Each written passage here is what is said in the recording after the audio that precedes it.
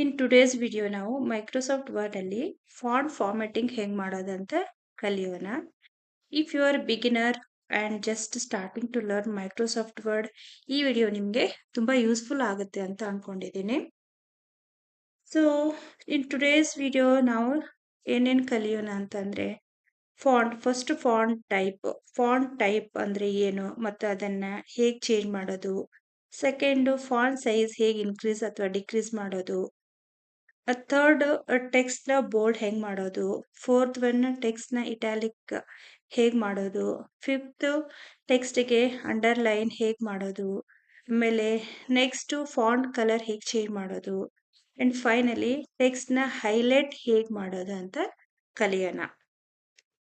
First ನಾವ್ ಏನ್ ಮಾಡೋಣ, ಒಂದು ಮೈಕ್ರೋಸಾಫ್ಟ್ ವರ್ಡ್ ಅನ್ನ ಡಾಕ್ಯುಮೆಂಟ್ ಕ್ರಿಯೇಟ್ ಮಾಡೋಣ. ನಾನು ಏನ್ ಮಾಡ್ತೀನಿ, ಇಲ್ಲಿ ವರ್ಡ್ ಅಂತ ಟೈಪ್ ಮಾಡ್ತೀನಿ.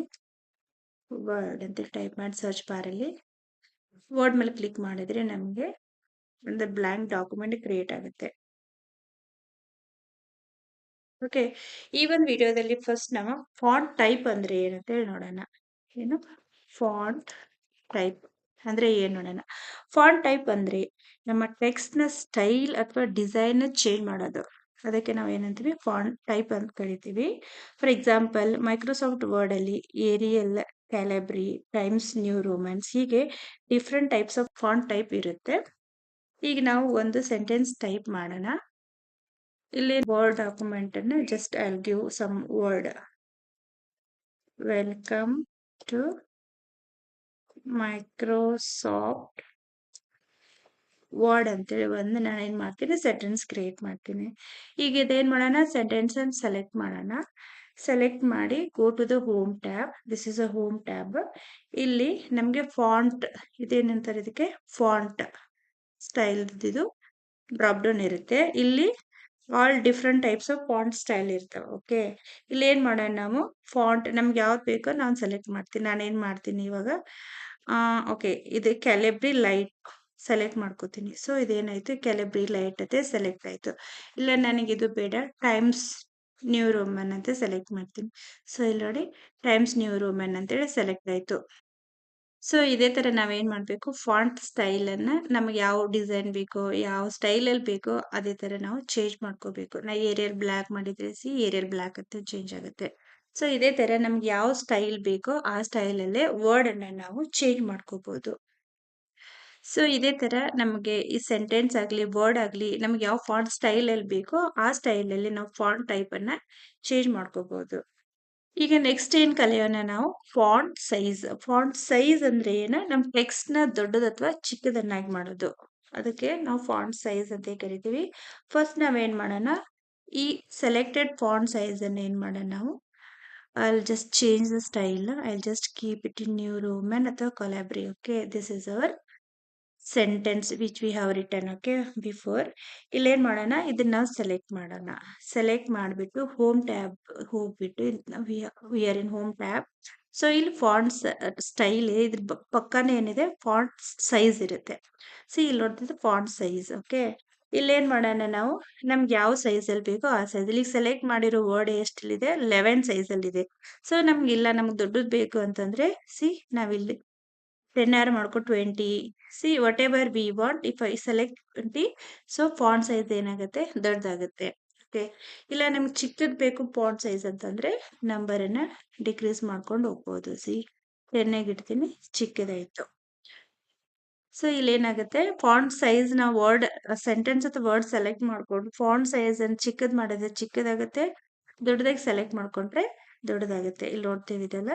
ಸೊ ಈ ತರ. ಈಗ ನೆಕ್ಸ್ಟ್ ಟಾಪಿಕ್ ಬಂದ್ಬಿಟ್ಟು, ಟೆಕ್ಸ್ಟ್ ಅನ್ನ ನಾವು ಹೆಂಗ್ ಬೋಲ್ಡ್ ಮಾಡೋದಂತ ಅಂತ ಹೇಳಿ ನೋಡೋಣ. ಬೋಲ್ಡ್ ಆಪ್ಷನ್ ಯೂಸ್ ಮಾಡಿದಾಗ ನಮ್ ಟೆಕ್ಸ್ಟ್ ಏನಾಗುತ್ತೆ, ಡಾರ್ಕರ್ ಇಲ್ಲ ಅಂದ್ರೆ ಲೈಟರ್ ಆಗುತ್ತೆ. ಎಕ್ಸಾಂಪಲ್ ನಾನೇನ್ ಮಾಡ್ತೀನಿ, ಇಲ್ಲಿ ವೆಲ್ಕಮ್ ಟು ಮೈಕ್ರೋಸಾಫ್ಟ್ ವರ್ಡ್ ಅಂತ ಇದೆ ಅಲ್ವಾ, ನಾನೇನ್ ಮಾಡ್ತೀನಿ, Microsoft Word we can select entire sentence or we can select only one word. Select ಮಾಡಿ ನಾನೇನ್ ಮಾಡ್ತೀನಿ, ಇಲ್ಲಿ ಆಪ್ಷನ್ ಬೋಲ್ಡ್ ಇದೆ ಅಲ್ವಾ, ಅದ್ರ ಮೇಲೆ ಕ್ಲಿಕ್ ಮಾಡಿದ್ರೆ it will become bold. Okay, bigger one. So ಇದನ್ನ ನನ್ಗೆ ಇದು ಬೇಡ, ಬೋಲ್ಡ್ ಬೇಡ, ಮತ್ತೆ ಅನ್ಬೋಲ್ಡ್ ಇತ್ತಂದ್ರೆ we can select unbold also. ಇವಾಗ ನಾನು ಏನ್ ಮಾಡ್ತೀನಿ, ಮೈಕ್ರೋಸಾಫ್ಟ್ ವರ್ಡ್ ಅನ್ನ ಸೆಲೆಕ್ಟ್ ಮಾಡ್ಕೊಂಡು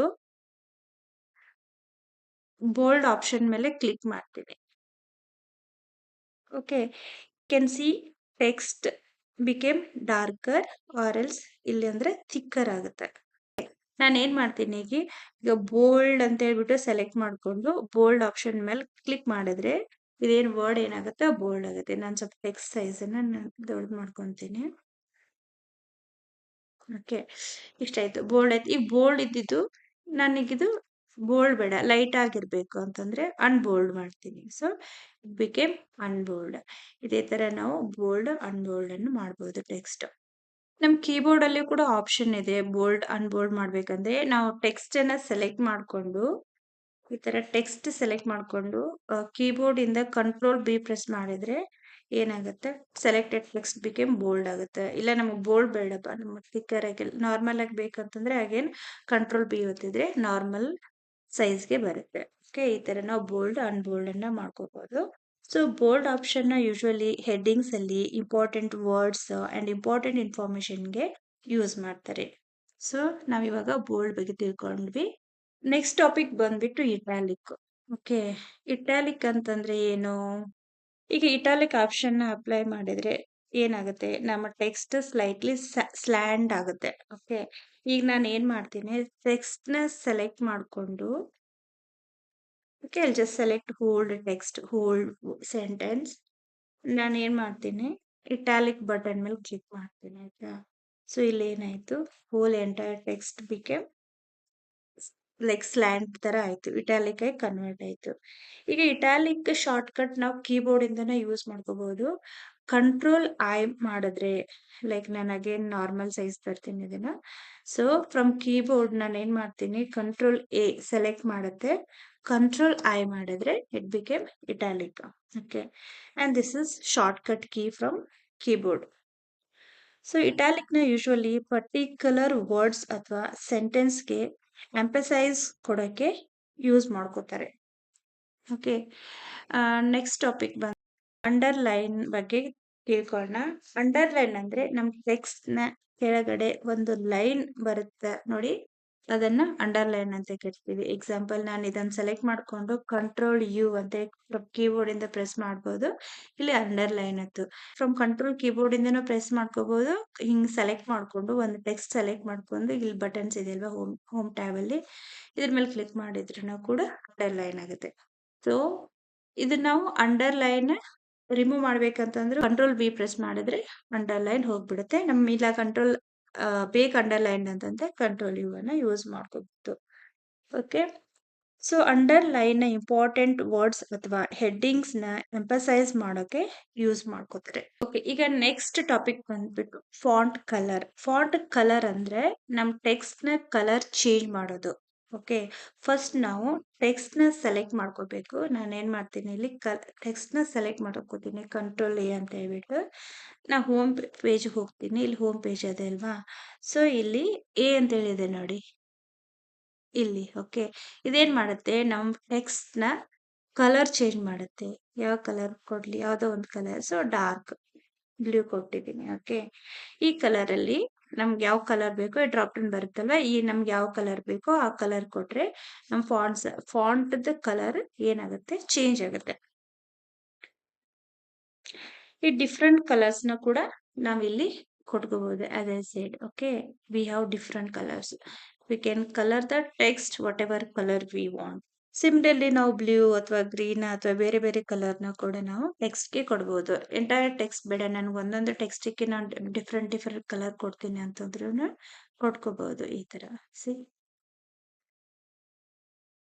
ಈ ತರ ನಾವ್ ಏನ್ ಮಾಡ್ಕೋಬಹುದು ಕಲರ್ ನ ಟೆಕ್ಸ್ಟ್ ಕಲರ್ ಗಳನ್ನ ಚೇಂಜ್ ಮಾಡ್ಕೋಬಹುದು. ನೆಕ್ಸ್ಟ್ ಟಾಪಿಕ್ ಬಂದ್ಬಿಟ್ಟು ಟೆಕ್ಸ್ಟ್ ಹೈಲೈಟ್. ಟೆಕ್ಸ್ಟ್ ಹೈಲೈಟಿಂಗ್ ಅಂದ್ರೆ ಇಂಪಾರ್ಟೆಂಟ್ ಟೆಕ್ಸ್ಟ್ ನ ಹೈಲೈಟರ್ ಪೆನ್ ಇಂದ ಮಾರ್ಕ್ ಮಾಡ್ತಂತೆ ಹೈಲೈಟ್ ಮಾಡೋದು. ಫಾರ್ ಎಕ್ಸಾಂಪಲ್ ಸ್ಕೂಲ್ ನೋಟ್ ಅಥವಾ ಇಂಪಾರ್ಟೆಂಟ್ ಡಾಕ್ಯುಮೆಂಟ್ ಅಲ್ಲಿ ಇಂಪಾರ್ಟೆಂಟ್ ಇನ್ಫಾರ್ಮೇಶನ್ ನ ಹೈಲೈಟ್ ಮಾಡೋಕೆ ಇದನ್ನ ನಾವು ಯೂಸ್ ಮಾಡ್ಬೋದು. ಸೊ ಫಸ್ಟ್ ನಾವ್ ಏನ್ ಮಾಡ್ಕೊಂಡು ಇಲ್ಲಿ ಹೈಲೈಟ್ ಮಾಡೋಕ್ಕಿಂತ ಮುಂಚೆ ನಾವ್ ಏನ್ ಮಾಡ್ಬೇಕು ನಾನು ಏನು ಮಾಡಬೇಕು, ಇಲ್ಲಿ ಮೈಕ್ರೋಸಾಫ್ಟ್ ಅಂತ ಹೇಳ್ಬಿಟ್ಟು ನಾನು ಇದನ್ನ ಟೆಕ್ಸ್ಟ್ ಹೈಲೈಟ್ ಮಾಡಬೇಕು. ಸೊ ಹೈಲೈಟ್ ಮಾಡಕ್ಕೆ ನಾನು ಏನು ಮಾಡ್ತೀನಿ, ಇಲ್ಲಿದೆ ನೋಡಿ. ಸೊ ನಾವು ಇಲ್ಲಿ ಹೋಮ್ ಪೇಜಿಂದನೂ ಇಲ್ಲಿನೂ ತಗೋಬೋದು, ಇಲ್ಲಿಂದನೂ ತಗೋಬೋದು. ಹೋಮ್ ಪೇಜ್ ಇದೆ ಇಲ್ಲಿ, ಇದು ಹೈಲೈಟರ್ ಅಂತ ಕರಿತೀವಿ. ನಮಗೆ ಯಾವ ಕಲರ್ ಬೇಕೋ ಆ ಕಲರಿಂದ we can highlight the text. Example ನಾನು ಗ್ರೀನ್ ತಗೊಂತೀನಿ, so it got highlighted. So ಇಲ್ಲ ನಾನು ಇದನ್ನು ವರ್ಡ್ ಕೂಡ ಹೈಲೈಟ್ ಮಾಡಬೇಕು ವಿತ್ ಡಿಫ್ರೆಂಟ್ ಕಲರ್ ಅಂದ್ರೂ ಕೂಡ ಇಲ್ಲಿಂದ ನೀವು ಟೆಕ್ಸ್ಟ್ ಅನ್ನು ಏನು ಮಾಡ್ಕೋಬೇಕು, ಹೈಲೈಟ್ ಮಾಡ್ಕೋಬಹುದು. ಇದೇ ತರ ಇಲ್ಲಿ ನಾವು ಒಂದು ಇಂಪಾರ್ಟೆಂಟ್ ಡಿಫ್ರೆನ್ಸ್ ನ ರಿಮೆಂಬರ್ ಮಾಡ್ಕೋಬೇಕು. ಫಾಂಟ್ ಕಲರ್ ಅಂದ್ರೆ ಲೆಟರ್ ನ ಕಲರ್ ಚೇಂಜ್ ಮಾಡೋದು, ಬಟ್ ಟೆಕ್ಸ್ಟ್ ಹೈಲೈಟಿಂಗ್ ಅಂದ್ರೆ ಲೆಟರ್ ನ ಹಿಂದಿನ ಬ್ಯಾಕ್ ಗ್ರೌಂಡ್ ಕಲರ್ ನ ಚೇಂಜ್ ಮಾಡೋದು. So font colour and text highlighting ಎರಡು ಡಿಫ್ರೆಂಟ್ ಆಪ್ಷನ್ ಆಗಿರುತ್ತೆ. Okay, now let's quickly revise all the formatting option. Suppose ನಾವು ಒಂದು ಸೆಂಟೆನ್ಸ್ ಟೈಪ್ ಮಾಡಿದ್ವಿ ಅಂತ ಅನ್ಕೊಳ್ಳೋಣ. ಈಗ ಏನ್ ಮಾಡ್ತೀನಿ, ನಾನು ಒಂದು ಸೆಂಟೆನ್ಸ್ ಟೈಪ್ ಮಾಡ್ಕೋತೀನಿ. ನಾನು ಇದನ್ನ ತೆಗಿತೀನಿ ಆಯ್ತಾ. ನಾನೇನು ಎಲ್ಲಾನು ಬ್ಲಾಂಕ್ ಅಲ್ಲಿ ಕೊಡ್ತೀನಿ. I remove the highlight what ever highlight I have. So I have remove. Okay, ಇದನ್ನ ಮಾಡ್ಕೊಂಡಿದ್ದೀನಿ. ಫಸ್ಟ್ ನಾವೇನ್ ಮಾಡೋಣ, ಫಾಂಟ್ ಸ್ಟೈಲ್ ಅನ್ನ ಅಥವಾ ಟೈಪ್ ಅನ್ನ ಚೇಂಜ್ ಮಾಡೋಣ. ನಂಗೆ ಫಾಂಟ್ ಟೈಪ್ ಏನ್ ಬೇಕು, I change it to some other. Okay, I collaborate. Okay, ಇದು ನಾನು ಇದನ್ನ ಏರಿಯಲ್ ನ್ಯಾರೋ ಅಂತೆ ಮಾಡ್ಕೊಂಡಿದ್ದೀನಿ. ಓಕೆ, ನೆಕ್ಸ್ಟ್ ನಾನು ಏನ್ ಮಾಡ್ತೀನಿ, ಸೈಜ್ ಅನ್ನ ಚೇಂಜ್ ಮಾಡ್ಕೋತೀನಿ. ಸೊ ನಾನು ಆಲ್ ಸೆಲೆಕ್ಟ್ ಮಾಡ್ಕೊಂಡ್ಬಿಟ್ಟು ಸೈಜ್ ಚೇಂಜ್ ಮಾಡ್ತೀನಿ. ಸೈಜ್ ಎಷ್ಟಿದೆ, ಆಲ್ರೆಡಿ 14 ಇದೆ, ನಾನು ಏನ್ ಮಾಡ್ತೀನಿ 18 ತಗೊಂತೀನಿ. ಸೊ ಅದೇ ತರ ನಾನು ಏನ್ ಮಾಡ್ತೀನಿ, ಅಗೇನ್ ಸೆಲೆಕ್ಟ್ ಮಾಡ್ಕೊಂಡು ಏನ್ ಮಾಡ್ತೀನಿ, ನಾನು ಇದಕ್ಕೆ ಬೋಲ್ಡ್ ಮಾಡ್ತೀನಿ. ಬೋಲ್ಡ್ ಹೆಂಗ್ ಮಾಡೋದ, ಇಲ್ಲಿ ಬೋಲ್ಡ್ ಇದೆಯಲ್ಲ, ಬೋಲ್ಡ್ ಮಾಡ್ತೀನಿ. ಸೊ ಈಗ ಬೋಲ್ಡ್ ಆಯ್ತು. Text sentence text became bold. ನಾನು ಏನ್ ಮಾಡ್ತೀನಿ, ಇದನ್ನ ಇಟಾಲಿಕ್ ಮಾಡಬೇಕು. So I did italic. ನಾ ಇದನ್ನ ಸೇಮ್ ಏನ್ ಮಾಡಬೇಕು, ಅಂಡರ್ಲೈನ್ ಮಾಡಬೇಕು. ಸೊ ಅಂಡರ್ಲೈನ್ ಮಾಡಿದೆ. ನಾನೇನ್ ಮಾಡ್ಬೇಕು, ಇದಕ್ಕೆ ಟೆಕ್ಸ್ಟ್ ಹೈಲೈಟ್ ಮಾಡ್ಬೇಕಪ್ಪ. ನಾನು ಟೆಕ್ಸ್ಟ್ ಹೈಲೈಟ್ ಮಾಡ್ಬೇಕಂತಂದ್ರೆ ಅಲ್ಲಿಂದನೂ ಮಾಡ್ಕೋಬೋದು, ಇಲ್ಲಿಂದ ನಾನು ಟೆಕ್ಸ್ಟ್ ಕೂಡ ಹೈಲೈಟ್ ಮಾಡ್ಕೋಬೇಕು. ಅಲ್ಲಿ ಹೈಲೈಟ್ ಮಾಡ್ಕೊಂಡೆ ನಾನು ಕಲರ್ ಚೇಂಜ್ ಮಾಡ್ತೀನಿ. ನಾನು ಬ್ಲ್ಯಾಕ್ ಬೇಡ, ನಂಗೆ ರೆಡ್ ಇಟ್ಕೊಂತೀನಿ ಅಂತಂದ್ರೆ it became red. I think ಇದ್ರಲ್ಲಿ ಕಾಣಿಸಲ್ಲ. I'll give different these things and I'll change the color.